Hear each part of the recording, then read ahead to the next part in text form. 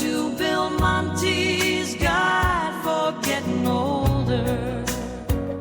On this episode, I want to look at some of the milestones in life that you can look at to kind of gauge and judge if you've been successful. Not to say that you must hit all of these milestones to be successful. I'm not trying to say that at all. You could be very successful and content in many ways and not have hit any of these. But these are some that I read about on a website called A Conscious Rethink. It was written by Jack Nolan.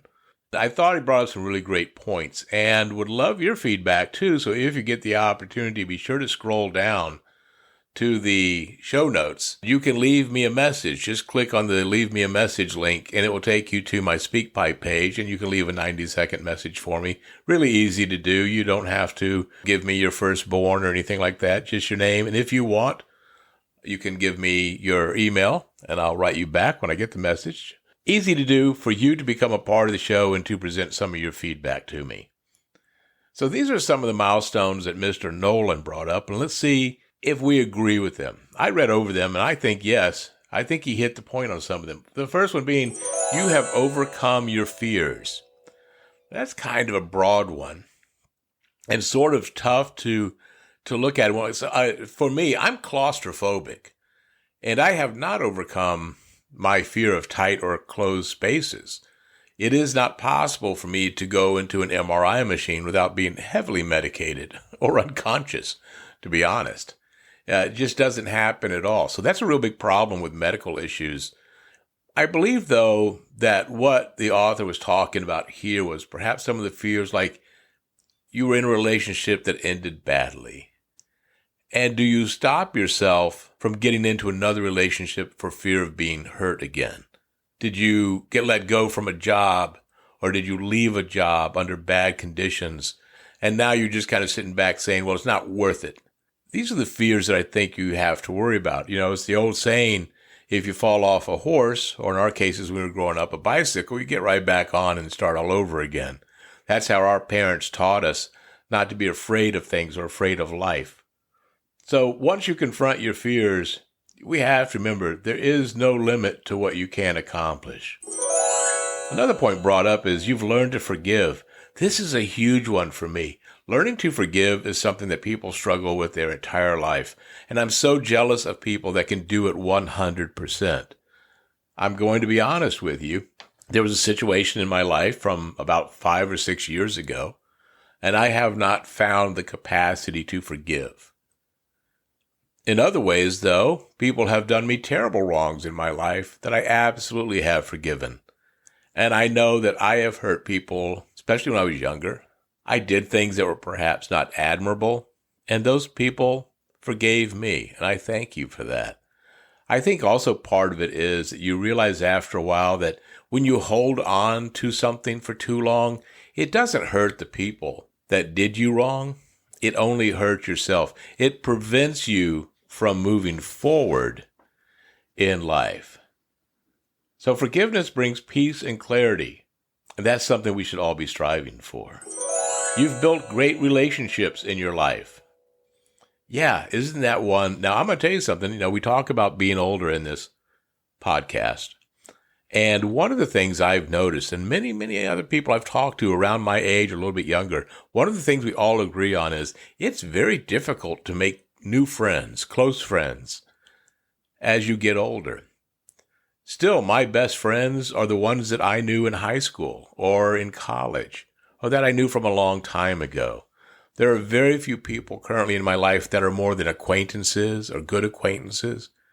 Most of my friends are people I have known a very, very long time, decades and decades.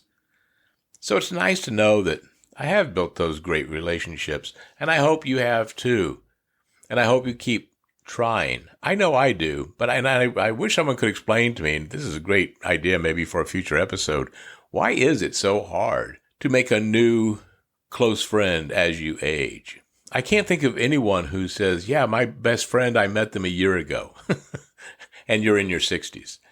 You know, your best friend is someone that you knew decades ago and was probably your best man or, you know, a bridesmaid at your wedding or something like that. You have discovered your passion. Passion brings joy and fulfillment and purpose. You know, I was someone who for a long time let my job, my work, define who I was. I lost sight of my goal. My passion became work. And I'm going to tell you, in my opinion, my friends, that is not a good thing.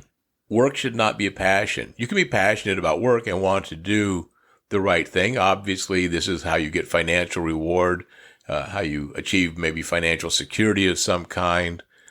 But if it's overriding what's happening in your life or daily life or your family, if you're neglecting doing the things that bring you happiness, that's not a good thing. So discovering your passion and pursuing that, what a wonderful idea and wonderful thing to do. Hey, for me, it's been podcasting. Look, for better or for worse, no matter what you or other people might think of the podcast, it's a passion for me.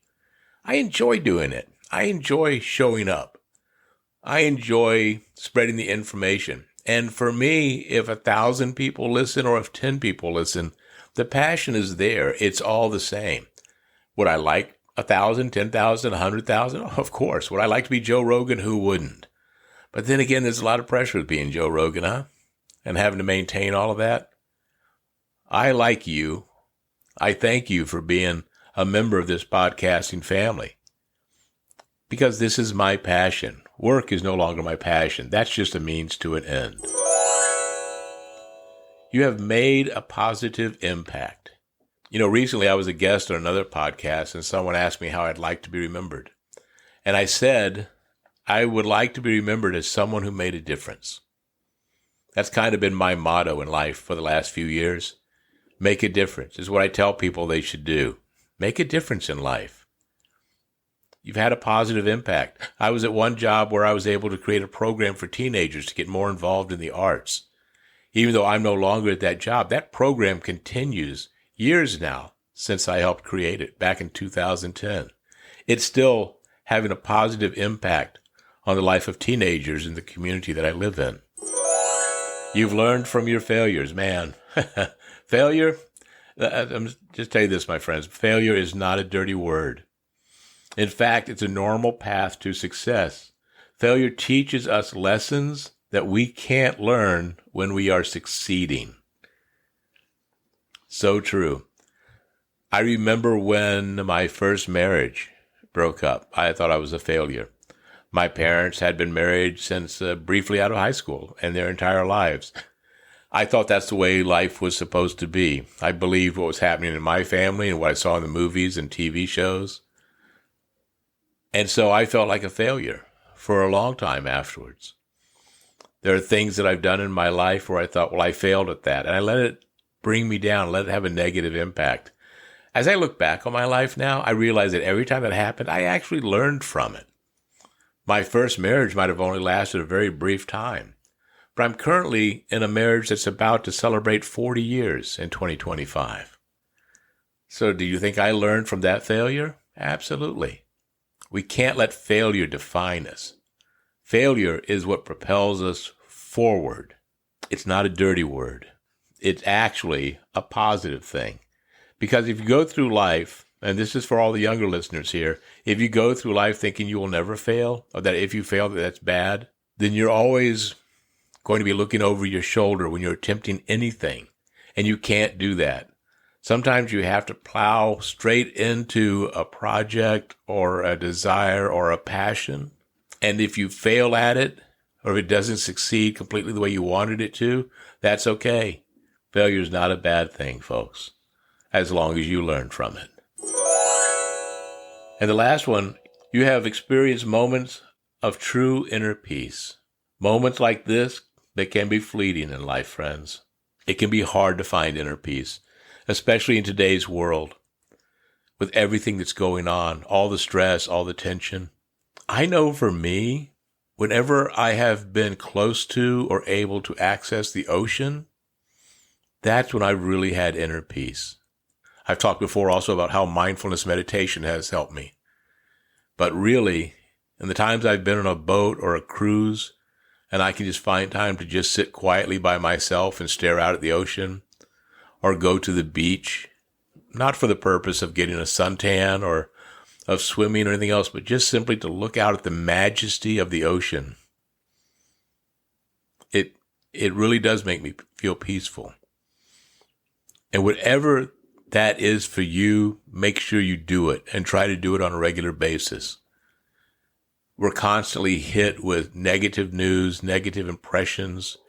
We're buried in our phones. Social media hits us all the time. It's like we never hear any good news anymore. So find those moments of inner peace. That's when you'll know that you've been successful in life. My friends, I want to thank you for joining me on this episode of Bill Monty's Guide for Getting Older and our current series, Life Lessons. We went through a whole bunch of life lessons in this episode right here. And I hope that you can relate to some of the things that I've talked about. And again, as I mentioned at the beginning, please scroll down in the show notes. Leave me a message. Very easy to do. And tell me about the things that you've done in life. Have you overcome a fear? Have you found that moment of inner peace? Have you made a positive impact? If not, is that what you strive for, what you're trying to do? I hope so. I also hope you'll take a moment to just hit that like button, share this episode and the podcast with your friends and family, comment. I'd love to know what you think about it, and subscribe. Subscribing doesn't cost anything. It just means you'll be notified when a new episode drops.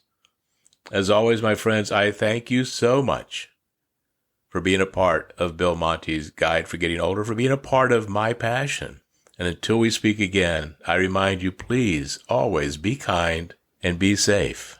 If it's warm outside but you're feeling colder, not sure what to do without a friendly shoulder, you're not alone, so start feeling bolder. Welcome to